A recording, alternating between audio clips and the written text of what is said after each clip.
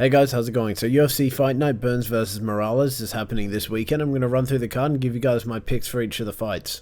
Opening up the card, we have Tecia Pennington versus Luana Pinheiro. So Tecia Pennington coming off a very good win over Carla Esparza in Esparza's retirement fight.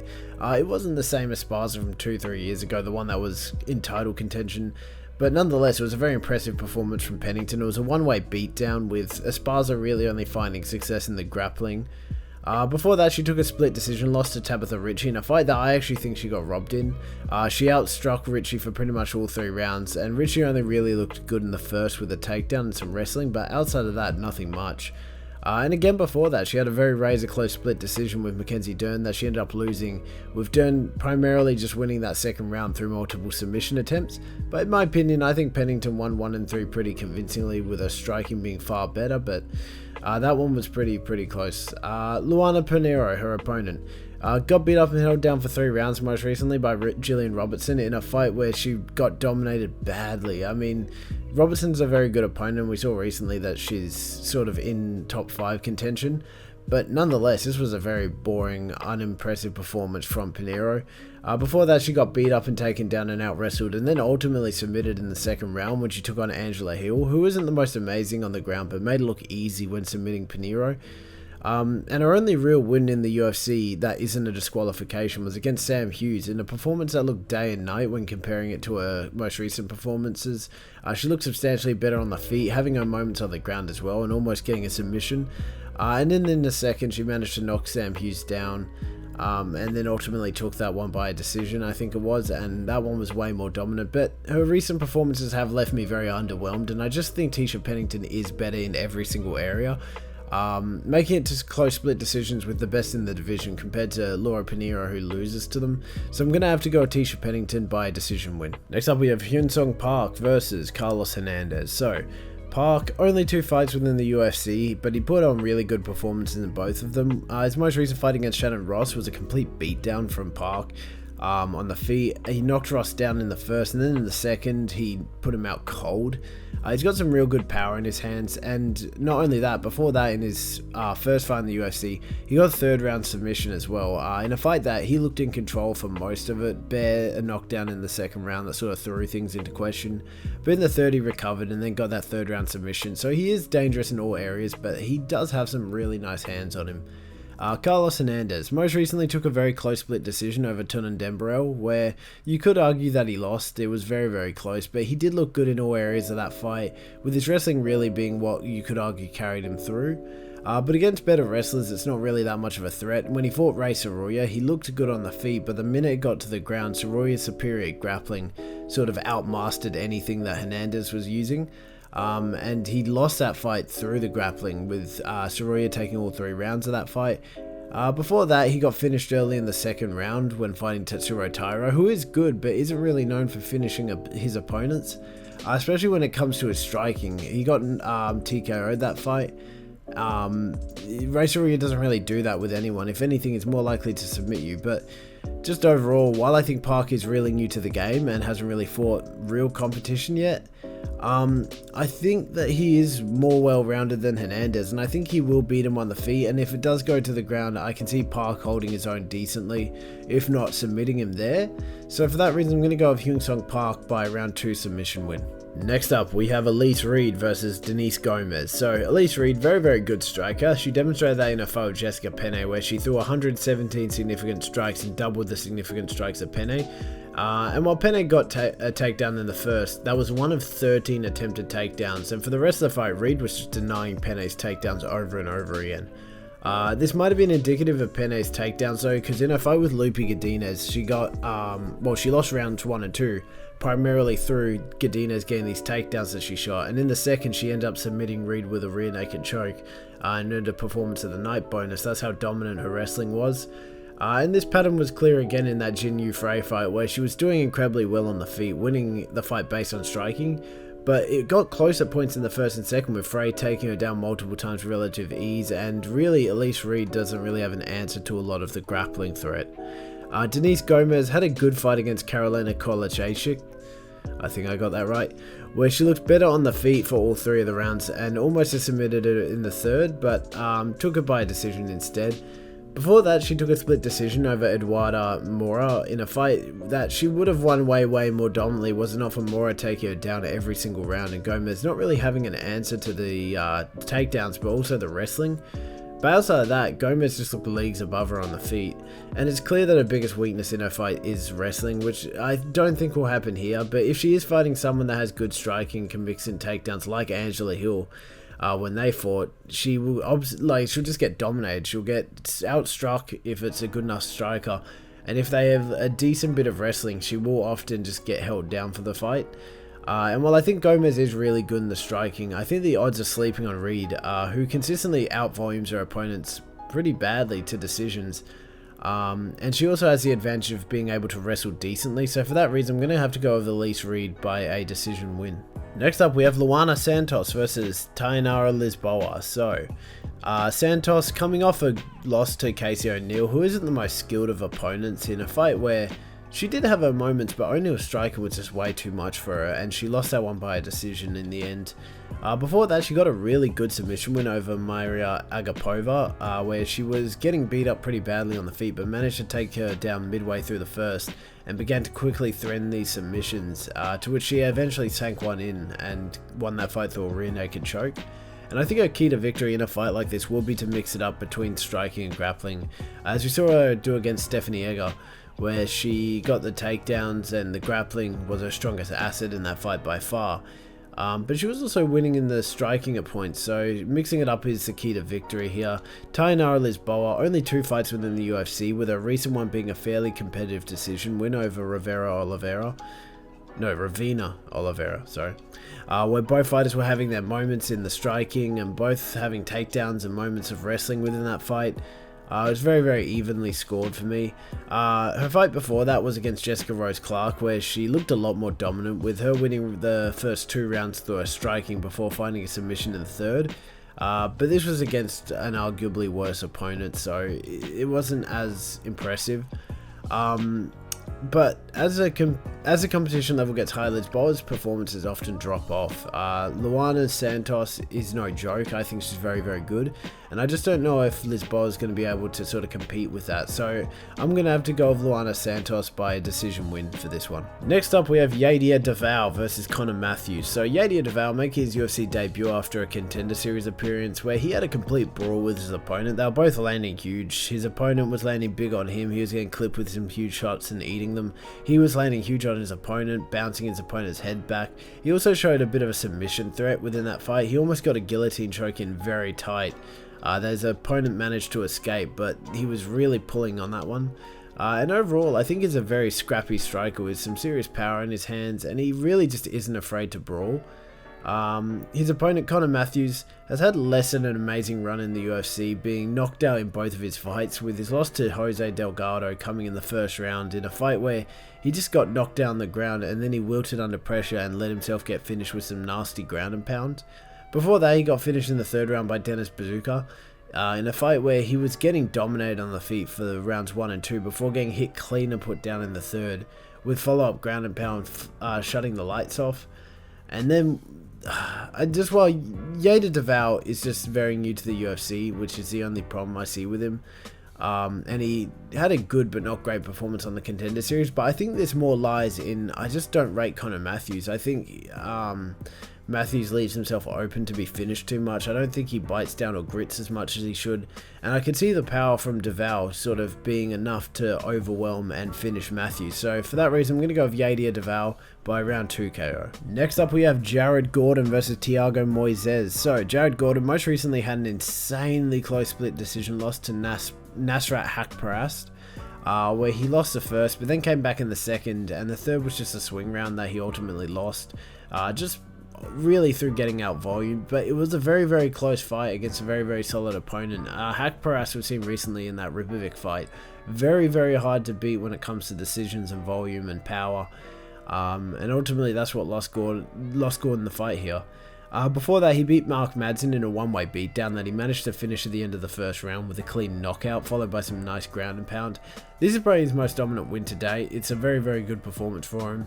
And also, who could forget that infamous Paddy Pimblett fight that a lot of people were screaming robbery at and think it's Paddy's real loss in the UFC. Gordon outstruck Paddy pretty badly in that fight, and even had moments where he was out-grappling Paddy, which is crazy because that's Paddy's best weapon, really. But it did come out later that Paddy Pimblett had a broken foot early in that fight, so it's really hard to tell what type of Paddy Pimblett that was and how really impressive that win is, but I value it a decent bit. Thiago Moises had a good battle with Trey Ogden recently where he lost the first pretty badly on the feet and came back in the second and third and took that fight from him, and he ultimately just held, he reversed dominant position on the ground and held Ogden down in that third round to ultimately secure it for him. So he showed a overall level of skill in that one that was pretty impressive. Before that, he lost to Ludwig Klein in a fight where he got beat up pretty badly on the feet every round. He even got knocked down and almost finished in the third round, but ultimately made it to a decision that he lost very convincingly. But once again, glaze here, but Ludwig Klein's very, very good. We'll see it in the Gamrot fight soon. I don't value this as like a horrible loss. But he is very, very competent in the striking with the occasional finish on his record, like with Mitch Ramirez, where he dominated for the first 2 rounds, mainly through scoring takedowns and out-wrestling Ramirez. Before in the third, he just put him out cold within the opening seconds of the round. Incredibly hard fight to pick. I think both fighters are very, very evenly matched when it comes to overall skill. I don't think really anyone is better just overall.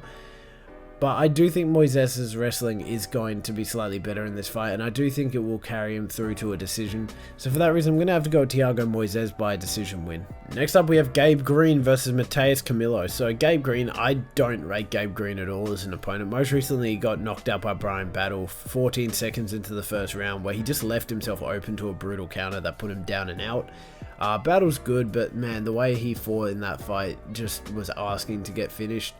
Before that, he had a decently close fight with Ian Gary where he lost the first and third pretty badly, but actually had a close round in the second where he sort of met Gary in the striking and then also in the grappling. But this was a very old Gary early on.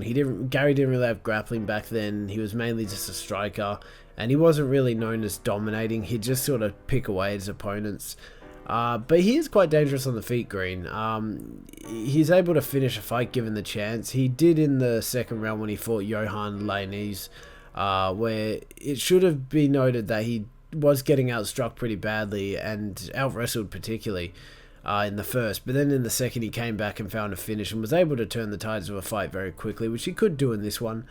Matheus Camilo, first fight in the UFC coming over from Fury where he was a very dangerous opponent. He held a decent record of 3-1 with his one loss being his first fight at Fury. But he is very dangerous. He's a very, very dangerous grappler specifically, while also being decently impressive in the striking. And at the same time, most of his wins within Fury were either through submissions or KO, so he definitely does push the pace, and he doesn't let himself sit on that back foot, and he is a finisher for sure. And while he is new in the UFC, I think his wrestling and submission threat will be too much for Green. I think Camilo's striking is definitely refined enough to stand and bang with someone like Green, and I think he's going to shine particularly in the wrestling. So for that reason, I'm going to go with Matheus Camilo by a round 2 submission. Next up, we have Julian Erosa versus Melquizael Costa. So Julian Erosa, he's on a big streak at the moment with his last 3 fights all ending in the first round via finishes, both knockouts and submissions. He had a dominant win over Darren Elkins at 3-14, where he hit Elkins with an up kick at the start of the first round that had him out pretty much for the whole round, and he was on the feet, nothing behind the eyes, wobbling around. Before Erosa managed to sort of chase him down, get him to the ground and hammer fist his way to a finish via TKO. But it's hard to tell how good Erosa was that fight, because that was an Elkins that really shouldn't have been there that night. Elkins looked really bad that fight, so it kind of lowers that win a bit in value. What I do value more is his win over Christian Rodriguez, where he's a lot more dominant. C-Rod's very tricky, he's a very dangerous opponent, and his fraud checks some of the best within featherweight. So it is kind of tricky to place this one, but he made it look easy. He was sort of standing decently on the feet, and then the minute got taken to the ground, he submitted Rodriguez in the first round very, very quickly. But I think his striking is what lets him down more times than not. He does get outstruck pretty badly by competent strikers like Ricardo Ramos when they fought, but his takedowns and grappling is usually enough to get it done. And in the case of that Ricardo Ramos fight, he took him down, submitted him pretty early in the first. So that is definitely a threat. Melquizael Costa recently had a close fight with Christian Rodriguez. I thought he would dominate in the ground, but was actually getting beat pretty badly in the grappling by Rodriguez, who isn't an amazing grappler in himself. But he did scrape a decision through, particularly through the striking, the clinch, but the striking just in general he was winning in. And in that third round, we really started to see this clinch striking work for Costa. Before that, he looked like a real threat with his submission ability though, with his biggest submission win, I'd say, being over Andre Philly, where in the first round, he managed to outstrike Philly before taking him to the ground and submitting him pretty quickly with a guillotine, I think that one was. And that was a pretty big upset, so he's definitely a threat on the ground. But once again, with strikers, Steve Garcia, we saw it happen. He got beat up badly on the feet. And then Garcia ended up finding a TKO finish in the second that had him out. He doesn't really have an amazing chin. He does often get knocked down or wobbled very easily. But I don't see that happening in this fight. Erosa isn't probably going to strike with him. Maybe a TKO, but I doubt it. Ultimately, I think this is going to be a grappling battle, and I just value Erosa's grappling slightly more than Costa's. So I'm going to have to go over Julian Erosa by a round 2 sub for this one. Next up is Dustin Stoltzfus versus Nursulton Ruziboev. So Dustin Stoltzfus most recently is coming off a bonus winning knockout over Marc-Andre Barriault, where he was dominating Barriault on the feet before putting him down and out in the last minute of the first round. Barriault's kind of easy to put out though, although recently we have seen a resurgence in Barriault, so I don't know. It's a good one, but he also could have just hit a guy who doesn't have the most amazing chin. But he isn't just a good striker, he's surprisingly good in the grappling, and even is a submission threat if the moment presents itself. Like in this fight with Serrano, where he beat him up and then knocked him down the first, and then in the second just kept taking him down, and then ultimately found a submission and won the fight that way. But he does have a finish or get finished mentality in most of his fights. We see it throughout with either him getting either like submitted or knocked out early, or him knocking someone out or submitting them early. And we saw that with Brito Ferreira, where he came up short in that fight. He got knocked down the first round because he was trying to push the pace and over pressure a guy who's known for the same thing. And when he comes up against guys with that mentality, he often falls short. Speaking of Nursulton Ruziboev, very, very dangerous striker with a very decorated resume, full of knockout finishes, with his most recent coming in the second, when he took on Eric McConaughey, in a fight where he won on the feet in both rounds, and then found a nasty finish in the second. Exact same story with Sodiq Damas in a fight that was way more dominant from Ruziboev, and the finish coming midway through the first round, so really Damas couldn't even get started in that one. He did hit a roadblock when he took on Joaquin Buckley when they fought, with him losing the first 2 rounds primarily through not being able to deal with Buckley's wrestling, and then losing the third through getting outstruck and knocked down. But I do think Stoltzfus isn't on the same level, as Buckley. Not really there when it comes to the wrestling or the sort of striking of Buckley. And I think in this fight, if Stoltzfus tries to go in full guns blazing, I think he might get caught and put away by Ruziboev, who is also sort of a dangerous finish or get finished striker. So for that reason, I'm going to have to go with Nursulton Ruziboev by around 1 KO. And following that, we have Sodiq Yusuff versus Marion Santos. So Sodiq Yusuff has had a pretty rough run in the UFC, being pitted up against sort of the top 5s and top 10s of the division today early in his career. Most recently, he had to fight Diego Lopez at UFC 300, which was sort of a layup matchup for Lopez to shoot him into stardom. And he got beat up badly in that fight. He got knocked down, I think, twice in the first round, and then ultimately just got finished halfway through the first round. One-way beatdown from Lopez, who, once again, is most recently a title contender, so that's the level of competition we're talking about. Before that, he had a really competitive fight with Edson Barboza, where he quite clearly won rounds 1 and 2, but then let the later 3 rounds run away from him, with Barboza slowly picking up in those rounds. Round 3, Barboza looked better, it was pretty even. Then round 4, he looked even better, and then 5, he just completely dominated. And I just chalk that up to Yusuff's lack of experience with 5-rounders. But he is a really good fighter, both on the feet and on the ground, and despite recent performances, he's had some pretty impressive moments himself, and he shows these moments throughout every one of his fights. But I think his best performance is his 30-second submission over Don Shyness, where he made that look easy. And I think his grappling will actually be very effective in a fight like this. Moving on to his opponent, Marion Santos, very new to the UFC. He's coming off the season 32 of Tough and winning a contract in the UFC through beating Khan Offley in a win that was very, very impressive. He outstruck Offley, which is pretty difficult to do. Offley's kind of a dog when it comes to the striking. He has a lot of grit. and then he folded him in the second round with a brutal hook that put him down and out badly. Outside of that, his other performances, his other only performance against Francis Marshall left more to be desired. It was a pretty unimpressive performance from both that led to a split decision win, but a lot of people viewed that as a robbery. I actually didn't even think he won that one, but it was very, very close. And I just think Santos is too new to the game for someone like Yusuff. Yusuff's been around for a while now. He knows the ins and outs. He's had 5-rounders. He's fought the best of the best. Santos hasn't really, and I think they're kind of pinning him up. And he is turning around quite quickly after his last performance for this one. So I'm a bit unsure about Santos. He does have a better striking advantage, I do think. He's quite a mean striker. But I think Yusuff might use the wrestling like Francis Marshall did to sort of get him down and find a submission potentially, or if not, just ride it to a decision. So for that reason, I'm going to have to go with Sodiq Yusuff by decision win. And now on to the co-main event, Rodolfo Bellato versus Paul Craig. So Rodolfo Bellato, only 2 fights within the UFC, with his first being against Tecia, and that one was a complete brawl. It was very messy, but fun to watch. Tecia knocked him down in the first and just started ground and pounding him. He managed to recover in the first and sort of didn't really come back, but he didn't get finished, which was good. And then in the second round, it was the same thing. Tecia was beating him up. He was throwing the occasional counter shot, and one of these counter shots clipped Tecia and put him down. Bellato finished that fight with some ground and pound, and he won that one via round 2 knockout. It wasn't amazing, and he does have this tendency of getting sort of destroyed in the first round and then just barely scraping through in the later ones. It happened with Jimmy Crute at 312. Jimmy Crute borderline 10-8'd him in that first round. In fact, I think it was a unanimous 10-8 decision for that first round, and then he ended up coming back in the second and third to draw it out, but it wasn't really a great performance from either fighter. It was definitely very scrappy and fun, but it wasn't sort of a one-way streak for either.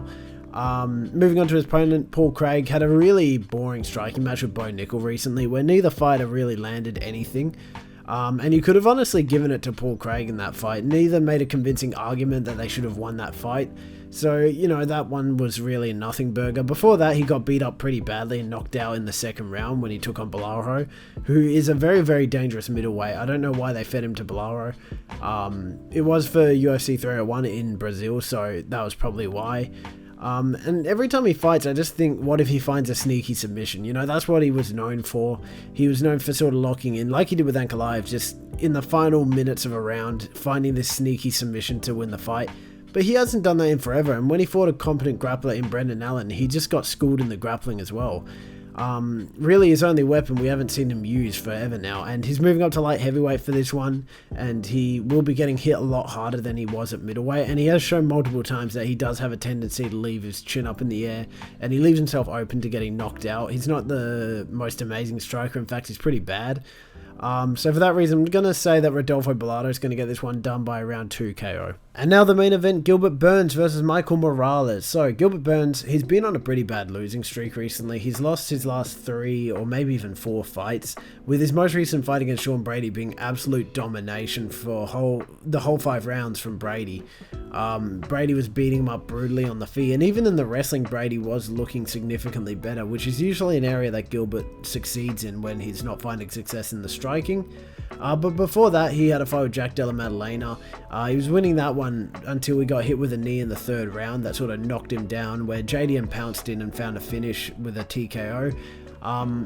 He was winning the first 2 rounds, but it should be noted that Jack Della Maddalena broke his arm pretty much instantly in that fight, and Burns was fighting sort of a one-arm Jack Della in that fight, so it's kind of hard to see how much that win has aged.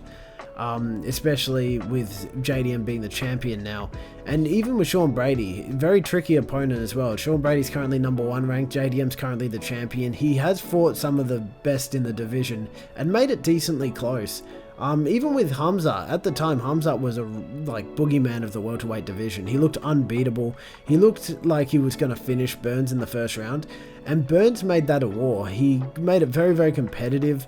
I think Burns knocked him down, or Burns got knocked down, but then came back and sort of started beating up Hamza on the feet, and really defended Hamza's wrestling, which is really, really impressive. And I just think in general, you can never really count Burns out of a fight. He's able to often bring the fight to the best in the division and make it very, very close. Speaking of his competition, this fight, Michael Morales, has been around in the UFC for a surprisingly long time. I thought he was new, but he's actually been in the UFC for a while now, even getting really good performances as early as 2022 against Adam Fuger, where he beat him up pretty badly and knocked him out at UFC 277. Since then, he's been slowly working his way up the rankings, and outside the top 15, he's racked up some good wins over some pretty impressive names like Jake Matthews, who's a very, very good opponent. I think he's very well-rounded and a good test for most of these bottom 15 opponents. And he took that one by a very competitive decision win. But now in the top 15, he's made his name by beating up and knocking out Neil Magny with this spinning back elbow that put Magny out cold. I mean, it's not the only person to do this to Magny. It's happened probably in his last 3 fights, but the way he did it made him look absolutely dominant. And I think Morales' striking will be his best weapon this fight. I think the striking difference between Morales and Gilbert will be incredible. I think Morales will outstrike Gilbert if it stays on the feet. But one thing we haven't seen from Morales is his grappling. We don't know how good his grappling is. We've seen moments here and there, and he's defended a few takedowns, but nothing against the likes of Gilbert Burns, who can really sort of take you to the ground if he really dedicates himself to it. And I could see Gilbert getting knocked out within the first couple rounds, believe me that, but I just could also see Gilbert wrestling his way through the first 3, and then Morales has never fought a 5-rounder before, and I could see Gilbert sort of getting through those first 3 and then really picking up the pace in the 4th and 5th and maybe finding a finish or just maybe even taking a decision through experience. So for that reason, I'm going to go with Gilbert Burns by a decision win. Pretty heavy underdog, but yeah. So that's it, guys. Those are my picks for UFC Fight Night Burns versus Morales. On screen right now, all my picks, all of Cameron's picks. He said that he's going to do better this week, so hold him to that. This card, pretty average. It's not amazing. We're back in the Apex, which is usually a bad sign. And the fights on this card are just kind of like there's no real ranked opponents. The main event is pretty good. I'm very excited to see how that one goes. Ruziboev, I'm also excited. Ruziboev versus Stoltzfus, I'm very excited to see, but outside of that, not much intrigue or excitement for this card. Yeah. Bye bye.